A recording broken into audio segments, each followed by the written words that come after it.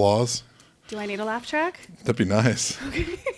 Laugh at my bad joke. Someone has to. You just say a bad joke, push a button. There you go.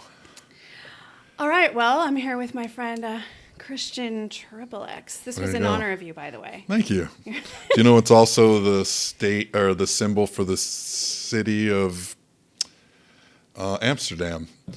That there's XXXs all over the city of Amsterdam, everywhere. Manhole covers, buildings, it's everywhere. It's a symbol of the city. And I was like, man, this is a great city to live in. I never knew that. I've never even heard that. I had friends who went to Amsterdam, and I wasn't able to go with them. So I actually took a picture of my face, put it on a paper plate, blew it up full size, and gave that to them. And so in all of their pictures all over Europe, they have a picture of me with them. See, I like to do photos and then just be like, not pictured Amanda Thickk in every photo. Like she's out, like you're somewhere out off camera. Yeah. I'm around, just not somewhere, here. just not in Amsterdam. Yeah. But yeah, anyway. Carry on. Sorry, there's a fun fact for you. I'm like, I was going to make a terrible reference. Woo. Oh, he's already censoring himself. Well, I was going to say Cliff from Cheers, and I was like, fuck, that show's 50 years old. It's like, God, I'm already old enough. Oh, gosh. Well, that actually leads to a question that I have.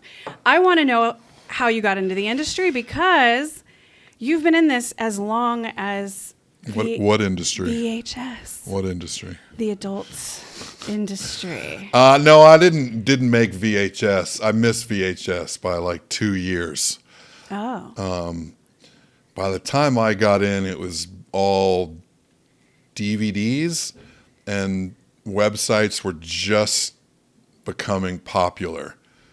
They weren't the first couple years. There weren't a lot of websites, and then they slowly started to take over. Okay. When I first started, and you could tell this because whatever agent anyone had, those agents would put their sheet every day of who was working for who, so you could see who was filming, and so it would be like, Evangelina for Johnny Darko and whatever for this guy. And so you could see who was filming for who, over what site or what company, and you knew what it was. So, yeah, it was all DVDs for the most part, and then it slowly became websites. But I missed the VHS, which I used to jerk off to VHS, and I had a ton of VHS. I still have a box of VHS. Oh, yeah. So VHS was great because... Are you old enough to remember the Columbia recording house thing where you'd get like 6 for 1 penny, and then you didn't cancel, and then they'd be like $600 or whatever. Yes. You know what I mean? Yeah. Well, porno used to do that too. There's a guy named Mark Carrier, and he had a company. Oh man, you would ask. I can't remember the name of it, but it was the same thing. It was like, we're going to give you 4 DVDs for $2 or whatever, and then you didn't cancel, and you keep getting DVDs, but it was all porno. And it was just wall-to-wall stuff. So it was just like stuff ripped from each movie. It's like 4 hours of Jenna Jameson, 4 hours of blondes, 4 hours of lesbians, 4 hours of big tits, whatever it was. You know what I mean? Yeah. And it'd be like scene after scene after scene after scene. So, and it was super cheap. But yeah, I have a ton of those VHS. Now, granted, it's tough to, VHS, remember, you fast forward, rewind. It wasn't like now where you could just skip around. It was like, fuck. And if there's something you liked in a 4-hour tape, it's like you better just stick to it. You better know the numbers on the screen of exactly. 1 hour, 48 minutes, exactly. Yeah. But yeah, I missed the VHS. By the way, those are the best years ever, and so those are like, if you're a producer or a company owner, I guess when VHS and DVD intersected, that's when all the money was made. Because people were buying 2,000 units of VHS and 2,000 units of DVDs. So you were basically making double. Oh. And there was probably a month or a year where they were making triple because websites they were making money on websites too. So there was a time when you'd make VHS money, DVD money, and website. Yeah, and VHS money was big. You were getting like $60 a title. What? Yeah, people charge like $60 for like one VHS. Oh. Remember, the 4 DVD thing was like a ripoff, but the actual movie, those were like, $40-$50. Same with DVDs. Now they're cheap, but back then they used to be super expensive. Yeah. Oh, I didn't know that. And the director made probably a little over half of each one. You know what I mean? So you're selling 4,000 pieces at $50 a title is, you know, 200,000 a month. You're getting half of that. You're making 100 grand a month shooting 5 scenes. What? Evil Angel and those guys, yeah, those guys are all millionaires. They should be millionaires. Holy shit. John Stagliano definitely was a millionaire, but yeah, those guys were making big money. Holy shit. Rodney So Moore. you've seen like this whole evolution then. Right. So what was kind of the next thing? So you said there was that intersection of all those three, and then VHS died off. okay. DVDs are like hanging on by a thread. Some people still, I don't know who the fuck's still watching DVDs. I don't have a DVD player. I mean, I guess there's some in computers still, but not really, not in new computers. Right. So I don't know. So now it's just all websites. What's next? I mean, to be completely honest, the death of porno, AI takes over and it's all computer generated. None of us have a job. That's what it looks like. Well, I feel like the fan sites killed the companies. I mean, I'm saying that and they're still around. What do you mean the fan sites? Like where the performers, instead of having to become a porn star the traditional way, now they can create their own content. So now you have the era of content creators. Yeah. I love this like pensiveness. Well, I just think the shift away from Los Angeles, I guess it was a bunch of factors. Yes, you're right now, but previous to that, like now, of course, now OnlyFans, it's like anyone with a phone can make money. You know what I mean? Right.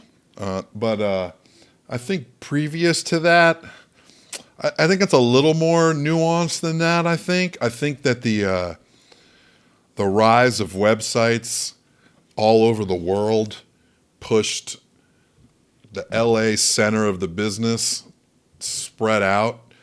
And so without that center, it was harder for a company to come in and shoot because not everything is based there. It's kind of spread out.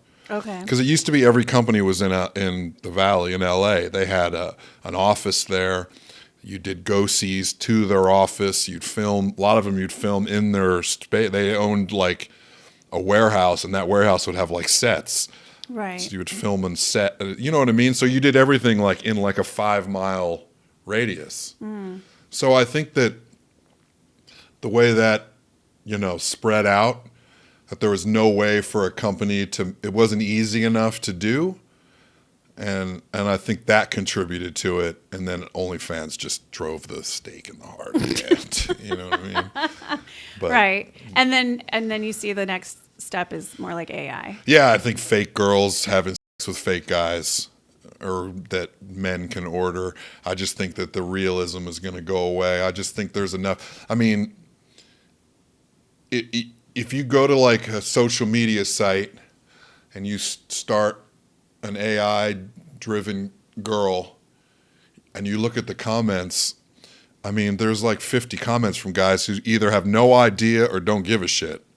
And so if they're not discerning and they're the customer, well, then there you go. Yeah. But I don't know how far down the road that is. Maybe 20 years, 25 years. Really? You think so far? I don't know. AI is pretty advanced at this point. Yeah, because you got to think every girl that comes into business, somewhere there's a superstar, and that superstar has legs. So it's not like overnight no one's going to want to see Riley Reid fuck anymore, because Riley Reid's already an established name. So her career until the end will hold on, whether it's AI or not. Do you know what I mean? Yeah. So when AI starts taking over, the last girl to get in the business previous will still have her career. See what I'm saying? Right, right. So yeah, I think it's probably 20, 25 years, maybe, to the end of it. But that's my guess. Who knows? Could be sooner. I'm not a futurist. I couldn't, you know what I mean? Yeah. Huh. But then you got your start. I actually want to know, before I ask you about how you got into the business, I Sure. want to know what you were doing before that. I was a high school teacher in Texas. Yeah. Taught 11th grade U.S. history and 12th grade U.S. government. And I made $2,400 every 2 weeks or so. No, is that right? No, that's not right. Every month. Wow. It was bad. It was like $36,000 a year total with all the benefits and stuff. It was bad. And living in a small town outside of Houston, single. I was 27,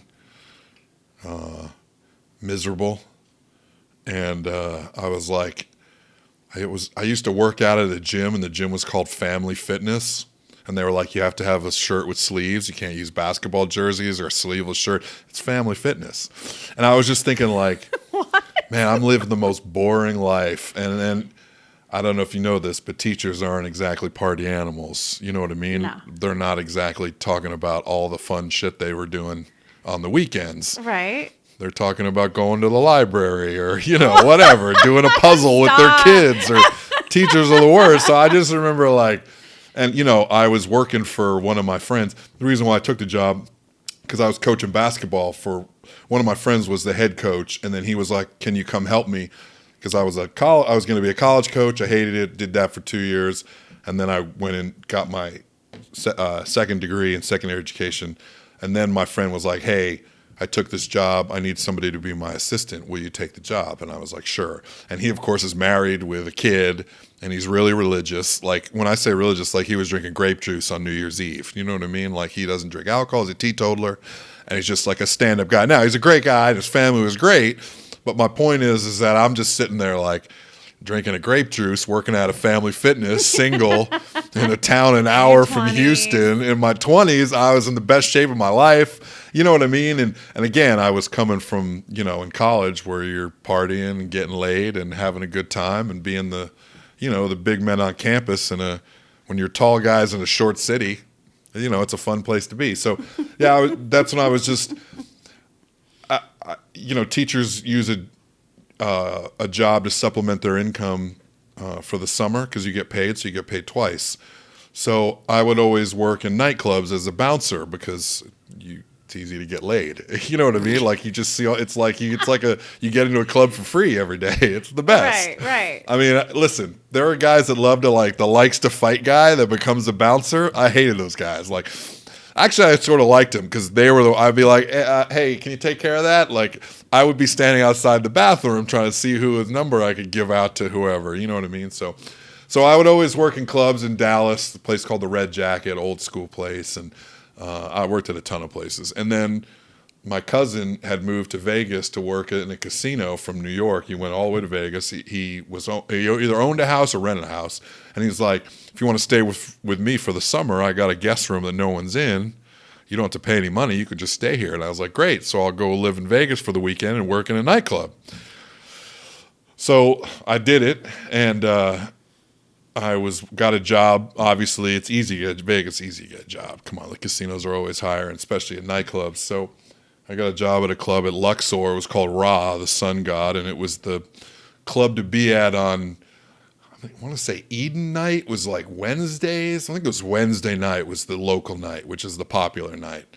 And, you get tipped and tipped out, and you make a little bit of money, on the side, letting people in, not letting people in. And it was, you're working 4 days a week. And it turned out I was making like about the same I was making teaching.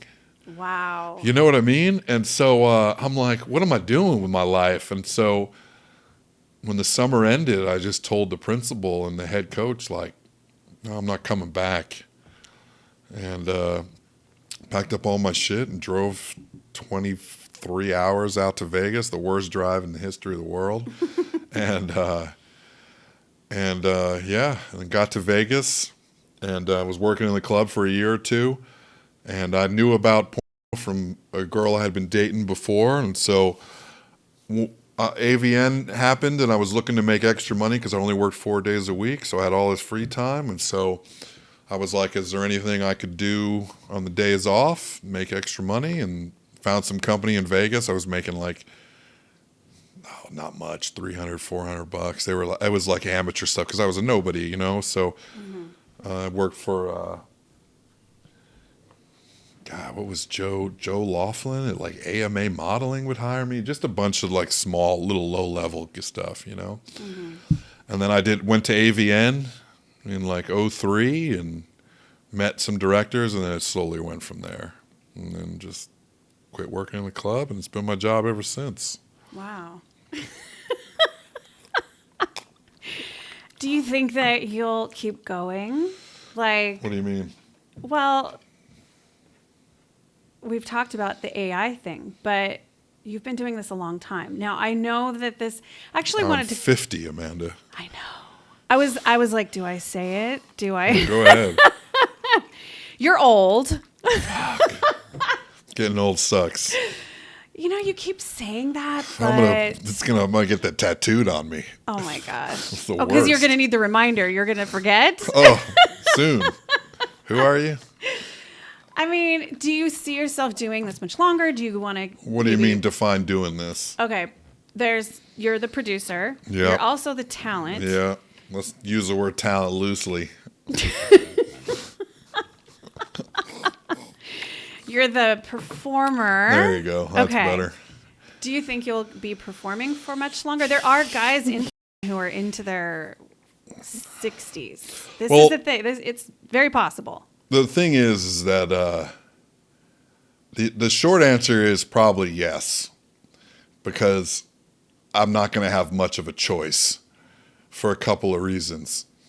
First of all, the biggest one is financial, right? I mean, I'm at a place where I make the kind of money that I have to continue to make, especially at my advancing age. Also, again, I don't know whether it's the way I've kept myself in decent shape, or I don't know what, but I control my environment, which is a huge thing for male performers. So it's really easy for me to get hard and stay hard because I control everything. People do what I have to want to do. If I don't do it, I cancel the scene, move it around, do it, whatever. You know what I mean? That's the benefit of being the producer. Exactly. Though. Right. So the point is that I've never shot my dick up, and I'm not going to. So, if I have to take a Viagra, sure, that's one thing. But like, if it gets to the point where it's a struggle to get hard, then it's over. I'm not shooting a dick. I'm not shooting my dick up. I'm not doing trimix. If it comes to that, it's like, man, then I'm just doing it. I'm just hanging on for the wrong reasons. Right. Because at the end of the day, if you're having sex, if you can't get a hard on, if you're not sexually attracted to a person you're having sex with, you got problems. Well, how do you? Because I'm sure that you've shot scenes with people that maybe you are less attracted to than others. What do you do to like get through that?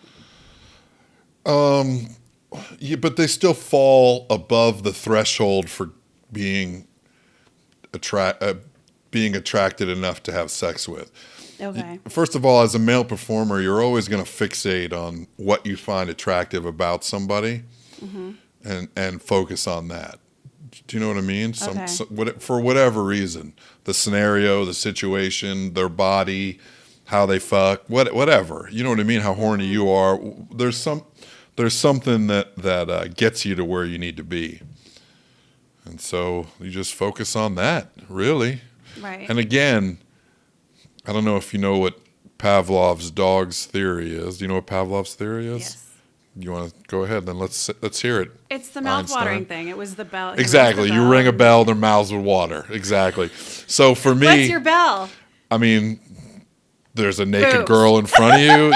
You know what I mean? Like on a set, dick hard. You know what I mean? Like Okay. it's just kind of like a rote thing that you do every day that Right. It just becomes, I'm supposed to be hard and I'm hard. You know what I mean? And so yeah, it's so as long as I can continue that, I kind of have to keep going financially. So I'd like to make it 3 more years, maybe. But there's also, again, like, there's definitely a tipping point where I look too old to be in a scene with someone that's 25 or 24. Well, okay, I get what you're saying, but you also you shave your That's true. I don't have like a balding look. I'm not like hobbling around. No, you don't, and you don't have like But white who knows? hair Who knows in 3 years if the body starts to deteriorate or whatever, and you just don't look good enough to be in the scene. Again, I don't know if you know this, but I tell my camera girl to not focus on my face as much as possible, to limit so it just from here to here a lot. So if you look at a lot of my photos and a lot of the video, that the focus is way away from me. It's just on the dick going inside the girl. Do you know what I mean? Well, I think that's what fans, they want to see the girl. True, but it's also helpful to keep, Well, yeah. keep my fucking old ass off the camera. You look great. I'm not fishing for compliments. Sorry, that sounded bad, but thank you. I appreciate it. But you have to keep, this is something I think a lot of people don't understand is how demanding it is for male talent. Sure. And I would love to know what you do. Do people know you're a triathlete? Is this a thing? Semi-retired. I haven't done one in a year because I work so much. Okay. But yeah, triathlons really help because they do help. Again, you become a sexual athlete. You're absolutely right. If you're a male performer, it's a lot of work because most guys have done a lot more scenes than the girl that they're working with. So the guy has to dictate how the scene goes, especially and for the director because you don't want to cut very much. So the male performer has to kind of direct the scene while it's happening. You know what I mean? Mm-hmm. Make sure the girl's looking towards the camera, not away from it. Make sure her back is arched, that her butt's in the right position. You're opening it up. They can see the dick going in.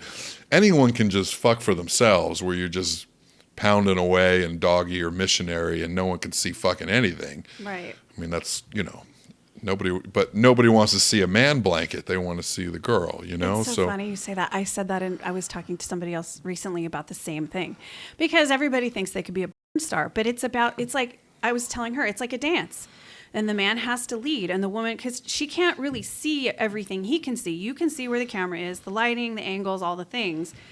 Like when I've performed with you, you move me. You'll literally grab my hand or move my body or something. I have to tell girls too, like, hey, listen, this isn't for me. This is for you. Nobody gives a fuck about me. I don't care. I'm just opening up so you look better towards the camera. Right. And it's not like you don't look bad. Because again, I think OnlyFans has really like the level of, I don't want to say professionalism, but I guess I don't even know what word to use. I guess professional filming has OnlyFans doesn't really subscribe to that. It's more like a voyeur thing where you're just watching two people fuck and hope you can see something. Right. But for the most part, you're just seeing a lot of legs and arms and elbows, Mm-hmm. And so that's why I think if you are a guy that's trying to produce their own content and you actually can open up and get it right, there's money to be made there, Mm-hmm. But it takes work. Yeah, it takes work. So, I think doing triathlons really helps, especially stamina. Remember, I can still do 2 scenes in a day, although it's getting harder. But, and granted, these aren't like VR scenes that take forever or these aren't feature stuff. But I'm just saying I can put on 2 outfits, do a little intro, you know what I mean? And make it through 2 20-minute, 25-minute scenes in one day still. So, yeah, I think training for triathlons has helped that. Yeah, sure. Yeah. Of course. What advice would you have for any men out there who want to have better performance? Like in their personal lives? Yes. Like in real life, they want to have better sexual stamina. They want to be better in bed. Like what advice Well, would you don't have? jerk off. That's the first thing. If you jerk off, you give off, you lose a lot of testosterone. So if you're planning on having sex, then, don't jerk off so much. That's the first thing. A second, obviously, I think protein makes a big difference. I think, you have to have protein. And I think men are the horniest in the morning, anything before noon. So if you're thinking about getting it on, try to do it before noon. I think girls will react better if your personal hygiene is better. You don't have a lot of body hair, you're showered, you smell good, you got deodorant on, you've brushed your teeth, you know what I mean? Yes, to all of that. You've shaved. I just think if the girl's into it, that helps as well, Yeah. It's tough to be soft if a girl's staring up at you and, checking you and stroking you and looking fucking sexy. It's like, well, what the fuck? So I think all those. And there's also, supplements you can take, over-the-counter stuff for your horny level, I guess horniness level, if that's a thing. Libido. Sure, libido is good. Yeah. Saw palmetto, tribulus, things like that. Yeah, those are part of a male performer's supplement regimen, definitely. I'm curious. Horny goatweed. Is that a thing? It is, yeah. Horny goatweed is a thing. I don't take it, but some guys do. Wow. If you were to write up a list of all the supplements you'd recommend, would you be willing to do that? So I can. Yeah, share I've done that it with before. people? It's pretty simple. I mean, it's now granted, who know? Like, okay, when I started, Tommy Gunn was starting at the same time as me, and someone told him about this list. So male performers passed the list on to other male performers, and he shared it with me because he was popping all these pills. I was like, "What the hell are you doing?" And he's like, "Well, these are my supplements." And so, saw palmetto and tribulus, like I said, calcium is good. Okay. It thickens your sperm, whitens it. Okay.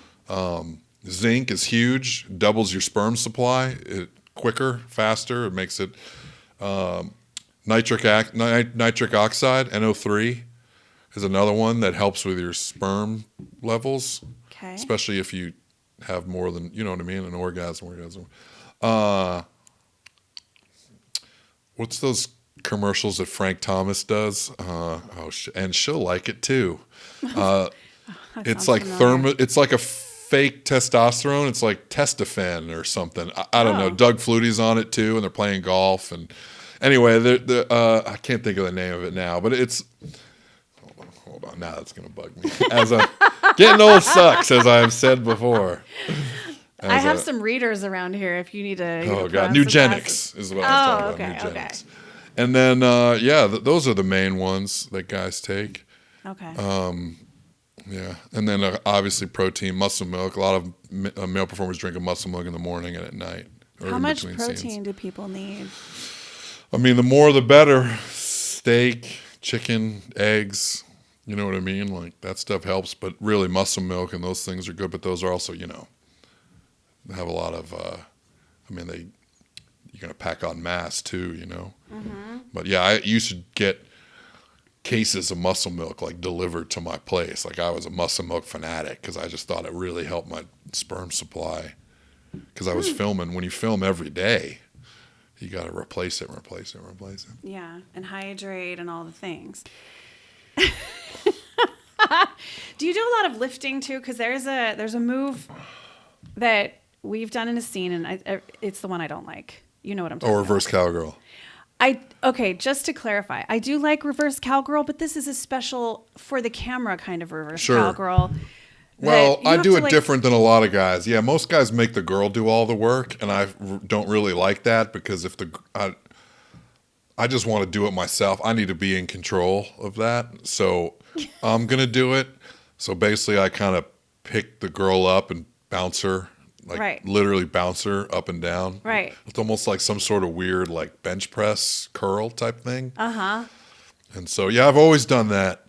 It's terrifying for me. Yeah. But it looks really good. So, well, because you have real short arms too, so it's tough for you to lean backwards. Yeah. Because you're a short person. You're a tiny girl. Tiny. So, no, I mean, yeah, the short ones are rough. But I've always done that. I don't know if no other guy really does that. I'm really the only one to do it. Most of them just let the girl do all the work. Yeah. Which is hard. It's hard for them to do that but then they're gonna cut, and it's like no, let's get this done. And I'll do it. Yeah, so. I think I've only done that with maybe one other performer, and it was like, let's get a minute of this because I'm just like barely hanging on. It's also the easiest way for me to pop to come in that position. Oh really? Even though you're like. Yeah, because I'm the one controlling it, and I'm shoving her up and down as hard as I can, really. So it's either there or spoon. Those are the two. I can't really do any other ones. I know a lot of guys, if I could do missionary, that'd be great, because that's the most popular one that people want to see. But no, I can only do spoon or reverse. Right. I couldn't do missionary. If I fucked a girl for 10 hours, I wouldn't be able to come in missionary. Really? Missionary and doggy would be impossible. You're kidding. I've done doggy maybe like twice. Ever. In really? Like 5-something thousand scenes. Yeah, it's only. I'm kind of shocked. Yeah, I couldn't. For some reason, it's only. I mean, again, it's Pavlov's dogs. It's. Yeah. Over and over. It's just the way. Okay, so it's reverse cowgirls, like the. Or spoon. Those are the two. Or spoon. Those are the two. Yeah. Huh. I just remember always like I'm like falling away, and I'm like shit. I'm trying to. Well, spoon because I can pull her leg in and I get in as hard as I can. and I can also see the side of her face and her tits. So I can see face, tits, and I can go as hard as I can. Do you know what I mean? Yeah. Good Also, combo. it's if you're gonna hire, it's not terrible because you can pull out and then her is right there, her ass or whatever. Right. And then reverse is just because, again, I can bounce as hard as I can. I love bouncing them around. And I can see her hair kind of bouncing up and down behind. So she's like going for a ride. I don't know, something about it I like. So Yeah. Oh my gosh. Are there, you've worked with a lot of women who are like taller even than you. You're 6'5". Not taller than me, but.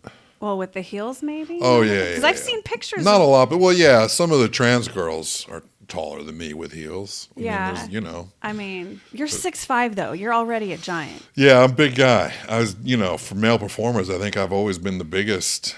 I don't think there's used to be a guy named Chris Mountain in like Hungary that was like 6'8", but he was only in business for like a year or two. But yeah, I've always been the tallest guy of all of them, really. I know Kieran's pretty tall and Sins is a little over 6 foot, but yeah, most of the guys, I guess, Manuel is tall. He's like 6'2".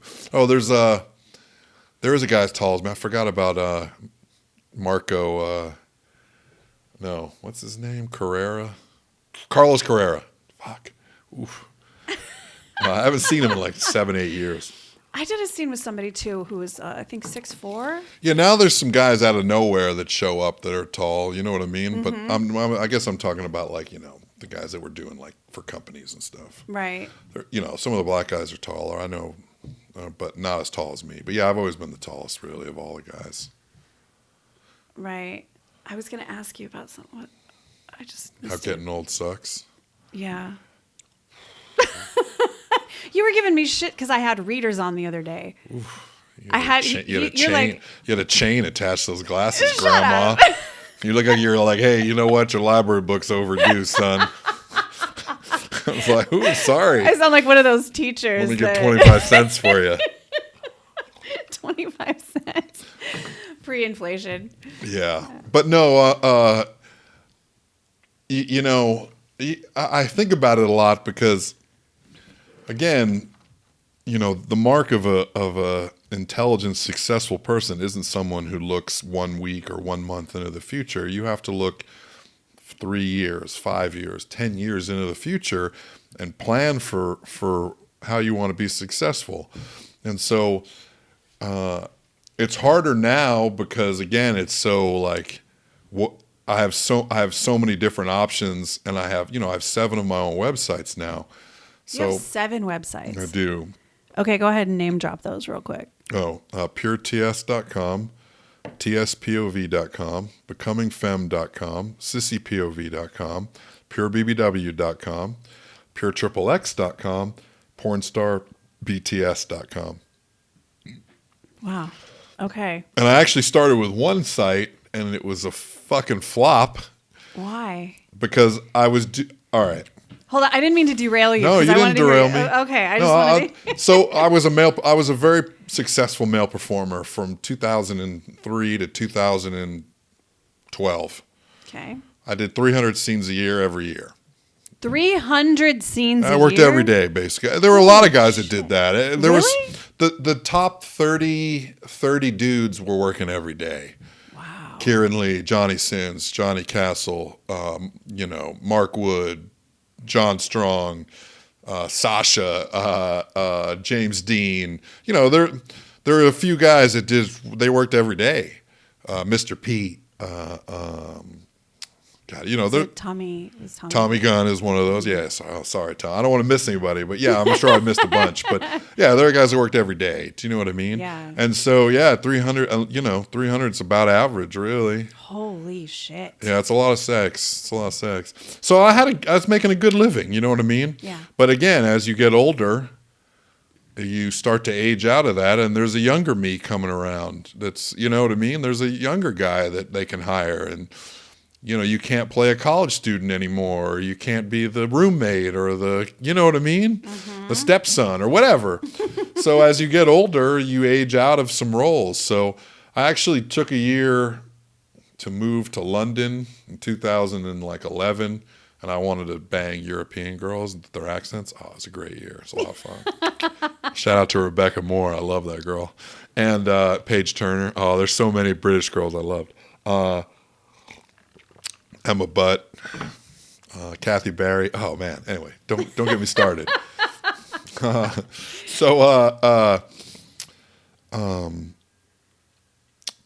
I got back, instead of doing a scene every day, then it was like 22 scenes a month, and then 19, and then 20, and then 18, and then 22, and then 18. You could just see because I keep, as you know, I have spreadsheets for everything. And so everything. Yeah, everything.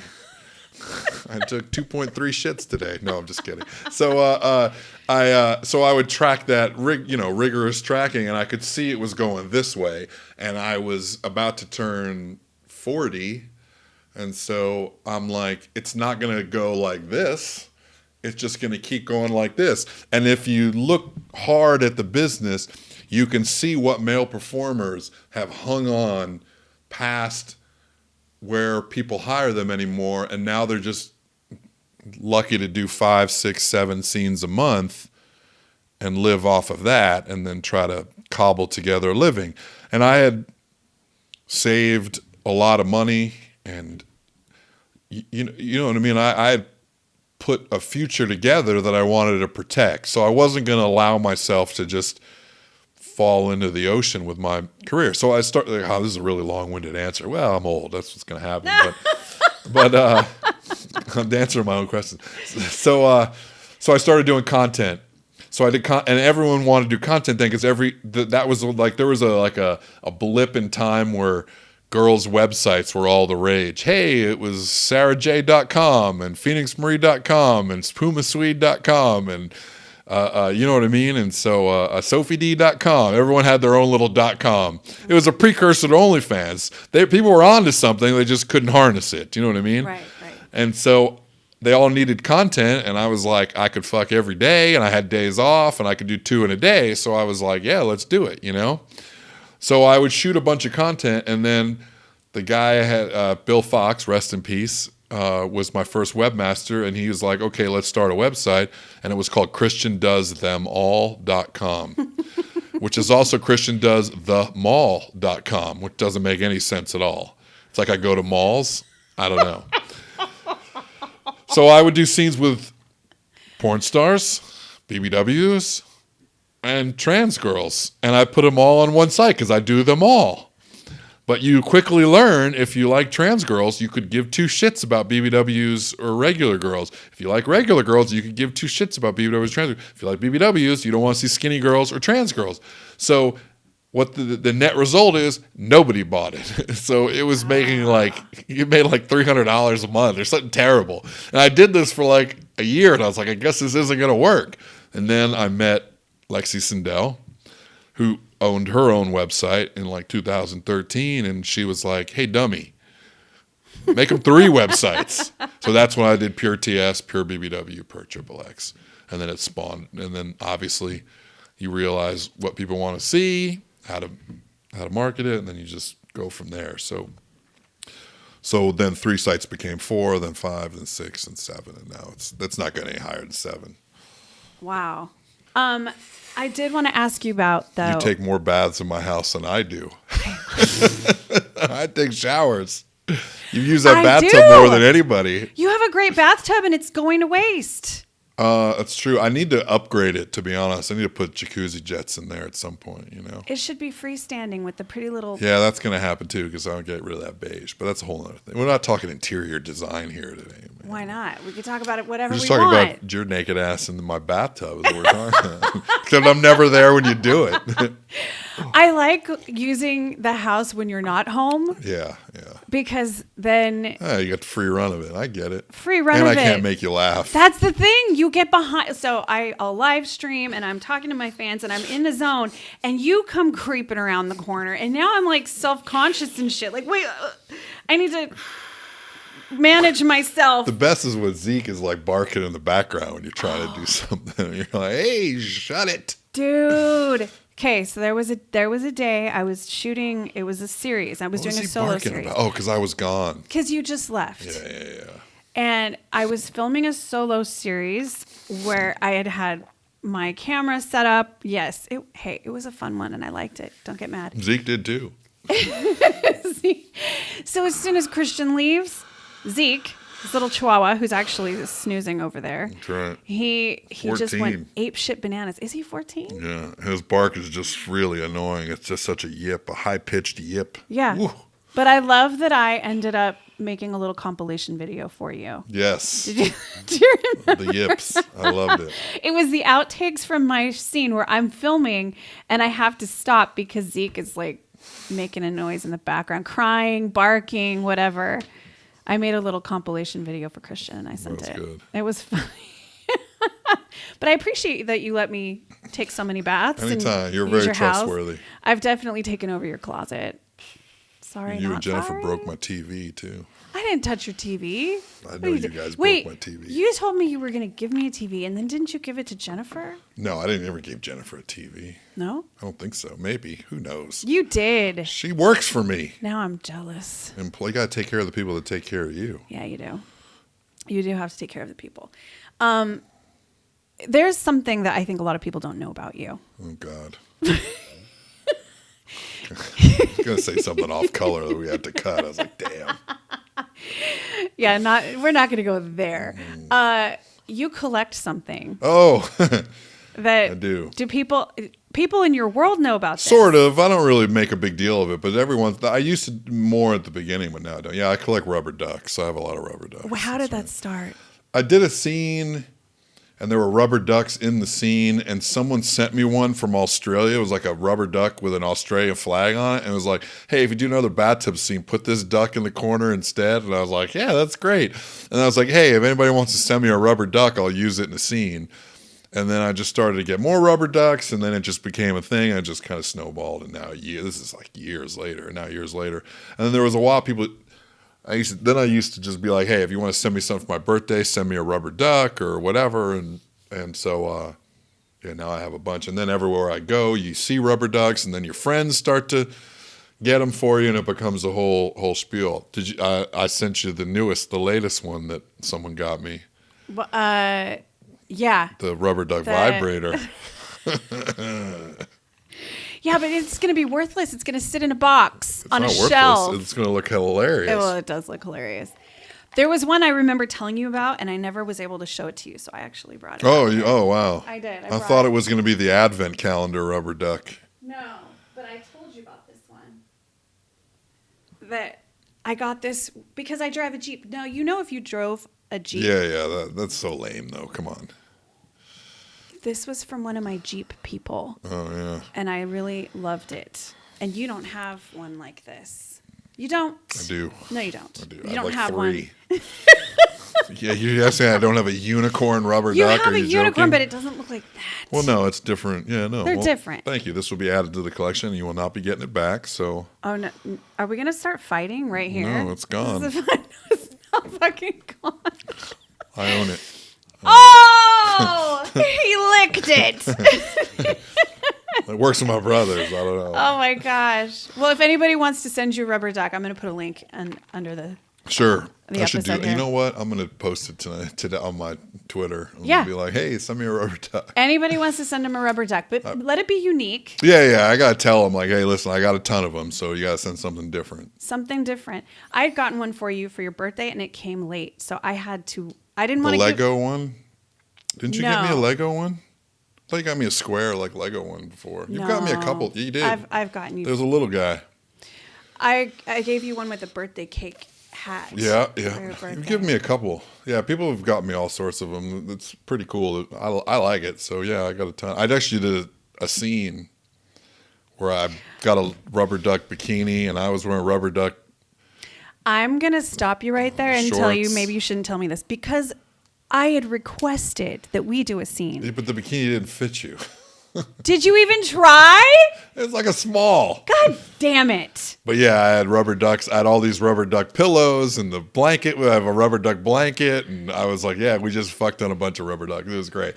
I think it was like, I can't remember the title of the thing, a rubber duck kind of mood or something. I don't know, something silly. But Well, every time I see rubber ducks, I actually have earrings too, but I obviously I have wearing earrings. this, They're over there. I have earrings. I got it. There's all sorts of weird shit.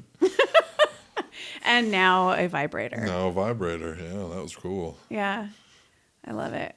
Well, where can people find you? Obviously, you gave us 7 websites. Yeah. Oh, I mean, on Twitter, I'm Christian XXX and the number 1.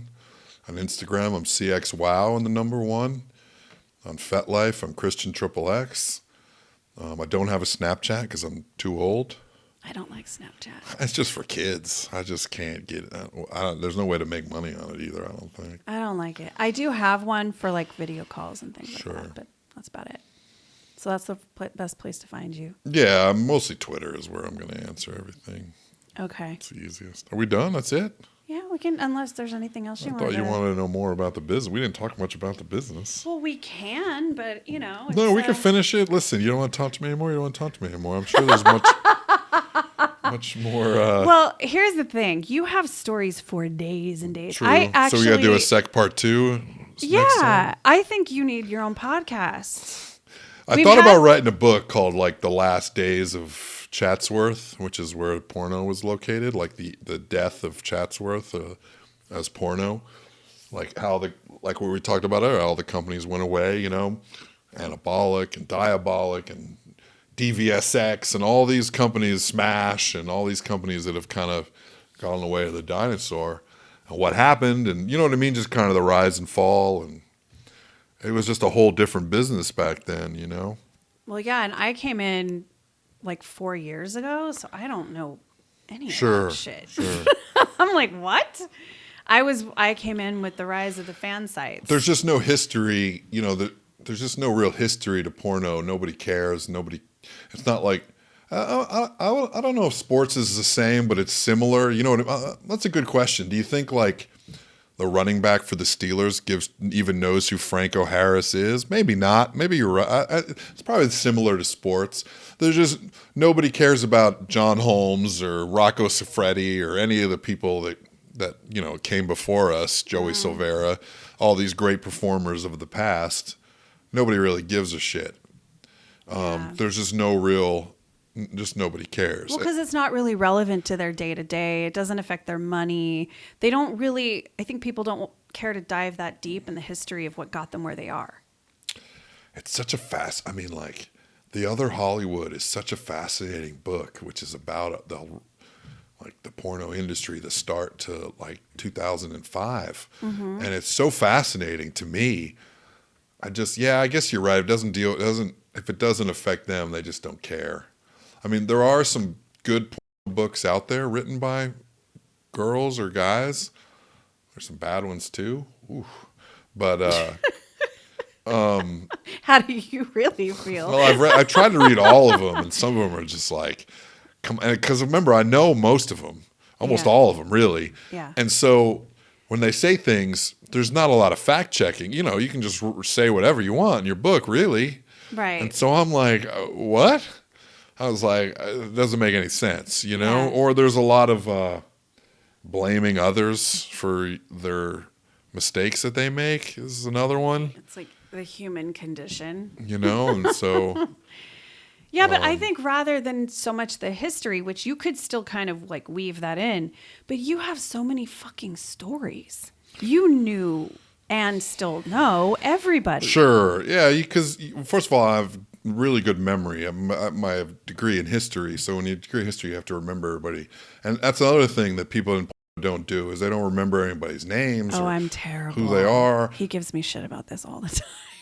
I mean, you know, it's just good business, really. It is. Especially because you might need that person or, you know what I mean? You might want to work for this person. Oh, hey, you. I mean, it just doesn't work. You got, you know, and, you know, business cards used to be a thing. It used to be a little easier because everyone had a business card and you could just kind of put a name to a face or whatever. I mean, I still think people do business cards. No, I don't think so. Not like I have like, you don't understand, I have a thing of business cards that are like this big from like the first AV I went to. Everyone used to have. yeah. Everybody. Every performer had one. And then some of them still do, but they'd be handing out business cards. I guess, I forgot TTS has those weird business cards. I love how you just rolled your eyes. I have business cards. I mean, it's just so silly. It's just so silly. I like it though, because it's something Before to the hand internet, them. And, you kind of needed it. well, I've got my QR code on there. People can scan it. So if they don't actually want to take the card, they can at least, they don't have to go to the effort of finding all my shit. No, I get it. But yeah, remembering people's names is a big thing. So yeah, I remember everybody's names, so I can tell stories because I remember so much. And also, I don't drink, don't do drugs, so it's pretty easy. I haven't clouded my mind, so I kind of still remember all this. And a lot of it is, funny stuff that happened to me, where you bomb on a set or something happens to the girl, you know what I mean? Well, you had a blog, didn't you? I did, yeah. Didn't you talk about all of that? I did. I'd spent like a year or two. It's still up, called ChristianSingsTheBlues.com, where I complain about my life having sex with hot girls every day. Oh my gosh. Singing the blues. I always wanted to get a photo of me like playing a saxophone as like the photo for the thing. I never did it, but yeah, it was a lot of fun, and it created a lot of waves, and it made me a lot of enemies, and it made me a lot of friends too, and it was a real insight into the business before Twitter gave a lot of people an insight into the business. So it was a lot of fun. But yeah, I told a lot of stories there about the ridiculous stuff that would happen to me and the things I had to do and the things that people would say on set. And I mean, there's a ton of stories. I mean, I could just... But see, that's my point. I think a book like that would really hit. I think it would. Yeah, but you need it needs photos to go with it. You need a lot of photos. I think people have to sign off on photos, but maybe not. I don't know. Yeah. Why do they need photos? They want to hear the story. Because you want to see...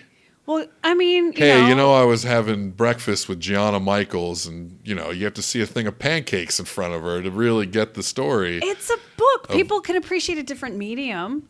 Yeah, that's true. Like you just had breakfast this morning with somebody. I did, with Phoenix Marie. With Phoenix Marie. So you say that like it's fucking normal because it is normal for you.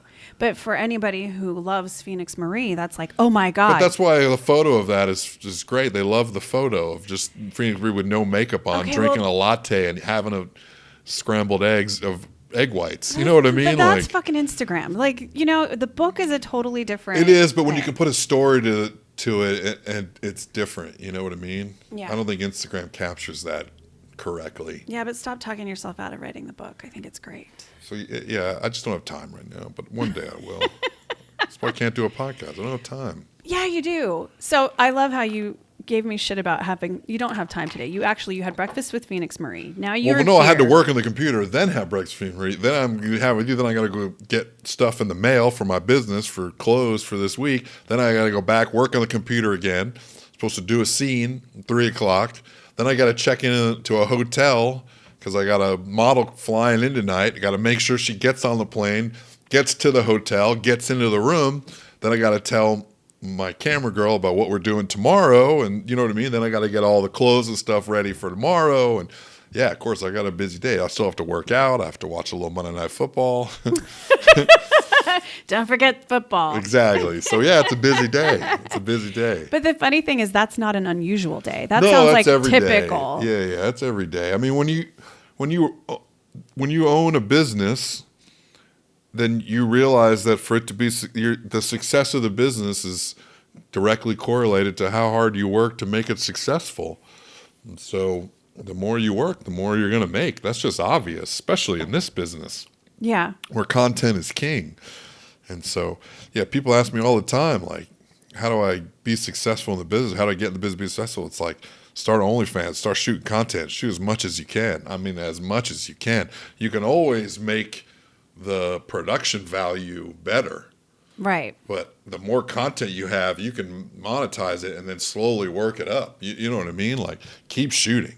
Like, I mean, the people, like, for male performers not to film every day now is just stupid.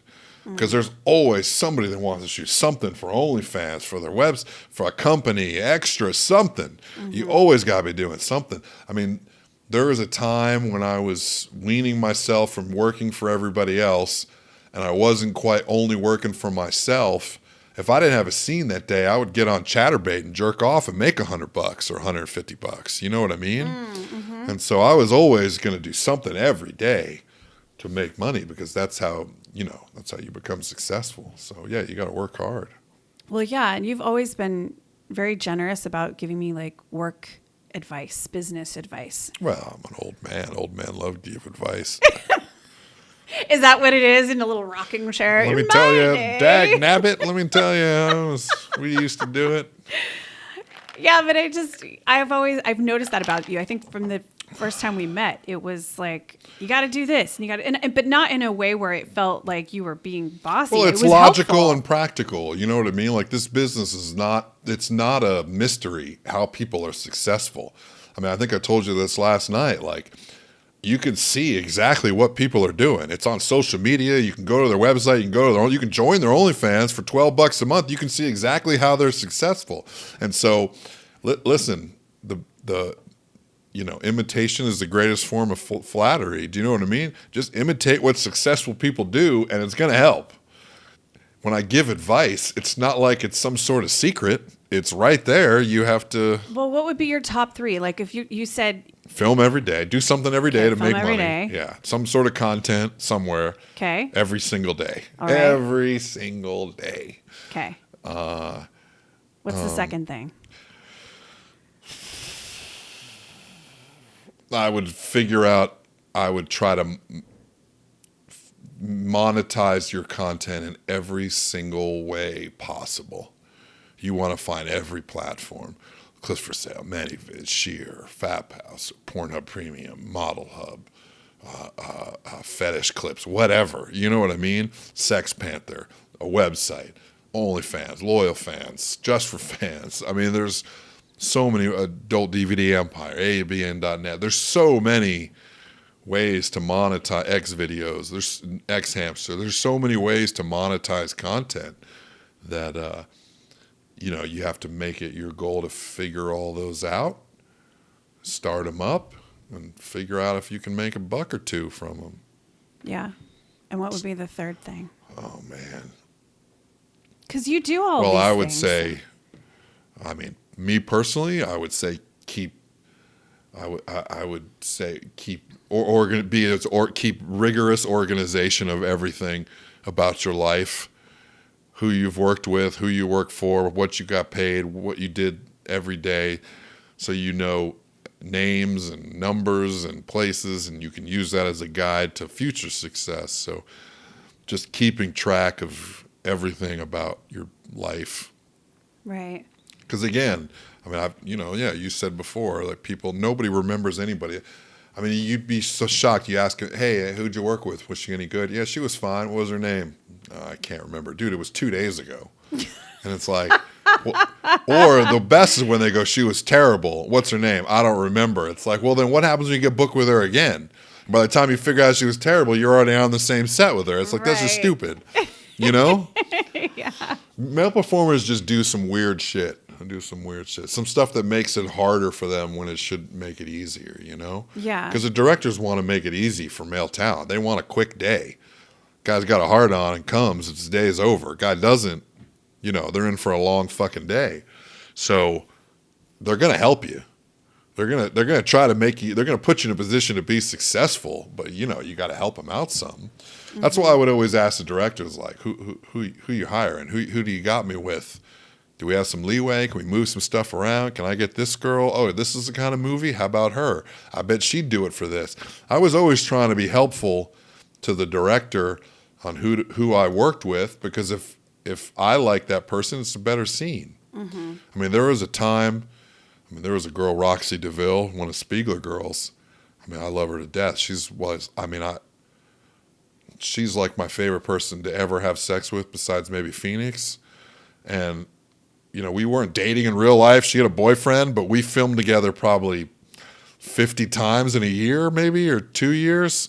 We would film together like every day. I would just ask, or she'd ask, and because it was just such an easy. We were into it. It was fun.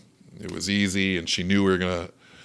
You know what I mean? She knew everything about me. I knew everything about her. So, yeah, it just makes. And the directors didn't mind. They loved it. Real chemistry, and we were gonna get the scene done, and get them out the door. It's efficient. Exactly, efficiency. Good, look at that. Well, I love it. Thank you for sharing all of that. I definitely, I've learned a lot from you. So, Can I be your sidekick? Can you be my sidekick? I want to sit right behind your shoulder. I invited Zeke to be my sidekick already. He's dead asleep. We've bored the shit out of that guy.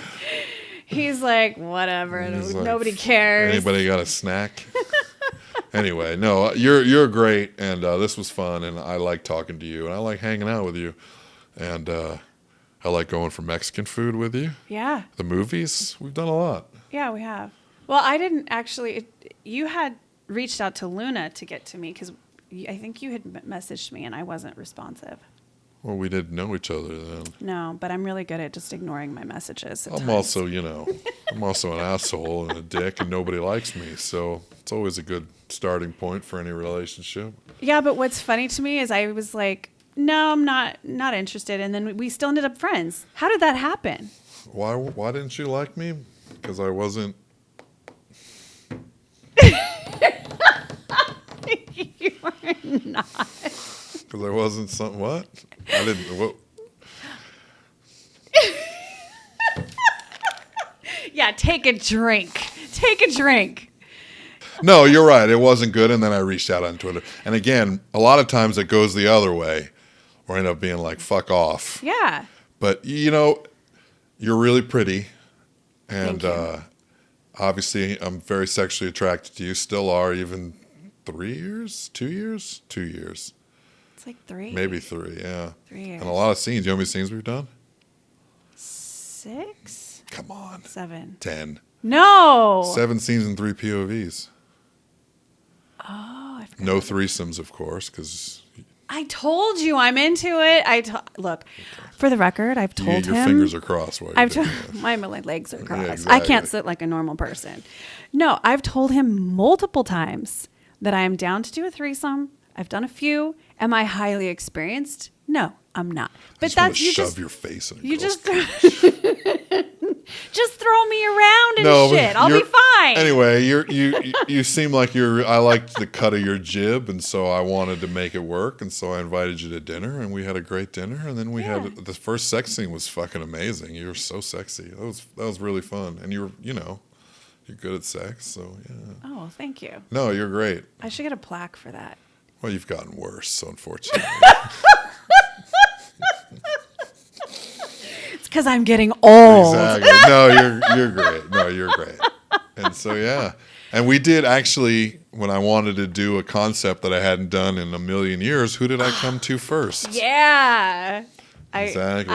But I appreciated that you came to me. So that was That was fun, was it not? It was really fun. The photos are great. Did I give you the photos? You should use no. those. I should let you use those without the watermark. I thought you were going to give me the scene. We talked about you had. We talked about this. You said 6 months later you would give me the scene. I'll give it to you next year. So January 1, I will be calling Christian. I'll be in London and not answering. So there goes me being one of the favorites. Yeah, I think it was all just but talk. you were really good that scene. That was actually a lot of fun. And again, I don't know how much longer I can play a pizza delivery guy. Pizza delivery guys are all ages. I don't think so. Yeah, they are. They're like college kids. Come on, They're college kids, and then like high inflation. There's people who just go in and get an extra jobs where they can make tips and things. So I've seen plenty of people. So I've done one more of those after you, and I got to do another one. So another pizza delivery one. Oh, you are? Yeah, I got to do a whole series. They're fun. They are fun. People like them. It's funny. Yeah. Something to do. I got pizza sauce on my dress. But that wasn't the best. I mean, that's not even. I thought the one where we got married was the best one. I love that scene. That was really good. Also, the photo we took where people really thought we got married. Meanwhile, you're wearing like a lingerie, like a bra or something. Yes. Are you guys? Intellectually challenged. Yeah. Fucking stupid. Yeah, those guys, that was so dumb. Oh, you got congratulations. What? Yeah, I got a lot of that too. Oh, my Lord, that was funny. That was really funny. People really thought, whoa, that couldn't be a scene. Yeah. Yep. Lingerie wedding dress. I literally had to ask people, like, you really thought we got married? Like, for real? You've known me for how long? Oh, my God. It was just so stupid. Yeah, that was very annoying. That was an annoying day. But, yeah, that was a fun scene. The photos are great. I still have your flowers in my bathroom. Yeah, I remember. We should do another one where we get divorced. You know what I mean? We pull the dress out and do something where it's like the continuation. Okay. So, like, we're mad about this wedding was a mistake. I'm Exactly. taking my wedding dress and wedding lingerie Somehow we have and to throwing it on the ground. have one last fling or something. You know what I mean? Angry sex. Yeah, or you know what? We're splitting up the assets or something, and we got boxes and the wedding dress in one, and we both say, you know what I mean? Remember all the good times we had, or something like that. That would be really cool. We put them both together as you go out, and at the end, you're like going out the door with the wedding dress in a box. Peace out. Oh, that was a fun one. We should do that. Yeah, I'm trying to. Those are some of my faves, but I'm still a little bit mad I don't have the pizza one. I'm not gonna lie. Yeah, I did. Next year. You know, when Naughty America made me like their main producer, they did it because they knew that I was going to be able to come up with a scenario every day for every site. Yeah, well, you told me you would buy like an item and let that inspire an idea. Right? Yeah, well, at the end of the day, you just because you start to run out of ideas. There's only a certain amount, Yeah. Porno premises aren't, there's some things Laundry you can't do. And, but then they'd be like, we want to have something in a laundromat. And you'd have to rent out That's why LA is great, because they have all those movie sets. So you could rent a laundromat at like 9 p.m. on a Sunday night, and they'll close all the curtains, and then you can fuck in a laundromat in the valley. Oh. Or like I used to tan at this place, and the tanning guy was an actor on like a show called Even Stevens or something. He owned a string of tanning beds. He was really cool.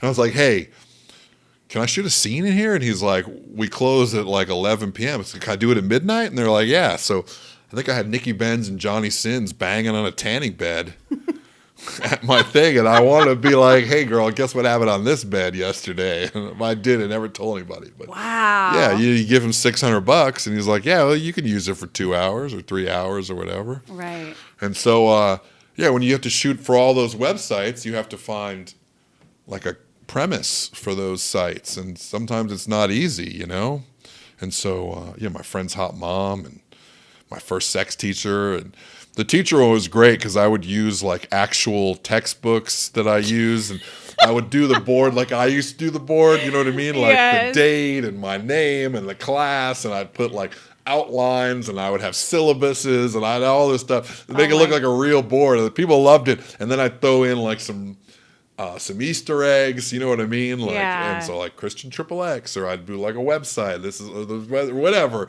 And the sex teacher one was fun because they're always fucking on desks and stuff, Yeah. And so it was actually fun come up with new ideas. But yeah, at the end, finally towards the end, after like 2 years of doing it nonstop, like you just go to Walmart and just be like, all right, I'm gonna grab a skateboard, I'll figure out. Did you do a scene with a skateboard? Yeah, the neighbor, he was like an older guy, and he would come over because the woman's kid left the skateboard in his yard, and he came over to yell and scream at her, and they ended up fucking. You know what I mean? Something like that. Okay. You know what I'm saying? Yeah. So you could come up with something, and then the best is then you keep that skateboard, and then 6 months later you use it on a different site. Where, you know what I mean? You do it, it's like in somebody's bedroom, or, you know what I mean? And so, you would have, when I finished working for them, I literally had a storage unit full of props, of just random props that I just gave away or gave to Goodwill or sold or whatever, Right. And so, yeah, it was wild. It was a lot of props. Ooh, I had a lot of props. Now I still have a ton of wardrobe in that room. So... Yeah, Right. I'm really bad at coming up with the ideas. That's why I've appreciated that you're like, oh, okay, we're going to do this. I'm like, great, let's come to me. What do I wear? Come to me. I'll get you I'll give you a hackneyed porno premise in 1 minute. No problem. And then you usually have the outfit too. Like you cover all the bases, the jewelry. If I don't have the bracelet and the necklace or whatever, like you've got all the things. You've got it all covered. Got to.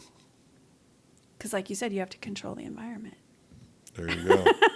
All right. Well, thank you for coming on. Can we do it again another time? Anytime you want. Like I said, the I'll stories. come on with somebody else and they can make fun of me. With somebody else. I'll be like the third wheel. You'll be my sidekick then? Is that what you're saying? You want me to get rid of Zeke and you'll do it? Sure. Tell stories from the set. Yeah. People ask me, they ask me what my most embarrassing moment is in the business. Oh, boy. Want to tell one more story or do we have to go? No, we have You want time. one more? Let's do one more. So I used to work for Vivid a bunch on feature sets. Features were a big thing where those are big movies with like sex wrapped around a giant story as opposed to a story wrapped around the sex. So the story was almost more important. Okay. So we're doing a movie called Ringmaster. I think Trina Michaels was the ringmaster on the cover, and this was the big orgy for the end. So they had a runway type of thing with like one of those, those stands that like seals or whatever, or lions or whatever would stand, or bears would stand on above the, and they were about, I don't know, maybe 2 feet high, maybe 3. Right. And there was a big one, and there was one next to it, and there's 3. So there's 3 like this in a row, and then a runway.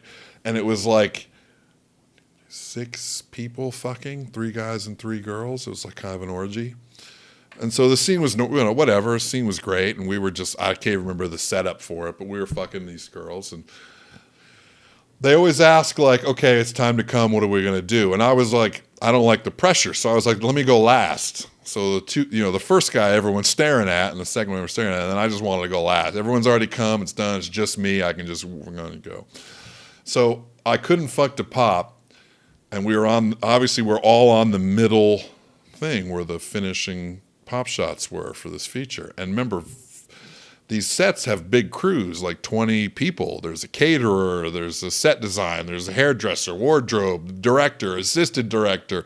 You know what I mean? Like there's an agent hanging out. There's God knows who, the location guy. There's a ton of people. And when you're last, everyone's got nothing else to do but just kind of stand around. Do you know what I mean? Mm-hmm. So they're just all standing around. And so I was supposed to, there's a girl right in the middle and everyone's going to face. And I was the last one. So everyone's already on her face except for me. So, there wasn't room enough on the main circle to on her face. So I was on the circle next to her. So my thought was I was going to get up, get to the other circle and come. So I started off and I get close and I'm about to come and they roll and I step down and I'm trying to step up, but I lose my balance and start like coming as I'm like falling off the side of the thing. And then I just come all in my hand and I fall on my back and everyone's just staring at me like, did this fucking asshole just do this? Yeah. It was so fucking embarrassing. And so, so then it's like, all right, we got to fake it. We got to shoot shit out of it. Like there's a fake sperm. You take like Cetaphil and water and turn it into like a fake sperm. And I would just squeeze it out of my hand. And you know what I mean? Yeah. But yeah, I literally bit it, came on myself, fell over off the side. And literally everyone was just standing there like, this fucking guy. Crucial moment. Oh, yeah. The last guy, it's like everybody's ready to go. On a big movie. It's a Vivid movie. It wasn't like, it's a big company. Vivid was like the biggest back then. Yeah. So this is like a big budget thing, Yeah.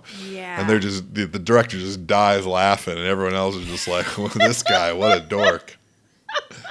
Oh, God. Did they ever hire you? Oh, again? yeah. I work for them a lot. They love me. Oh, okay. Okay. Yeah. So this wasn't like a career, like he's out with us. They love me because, again, I was like,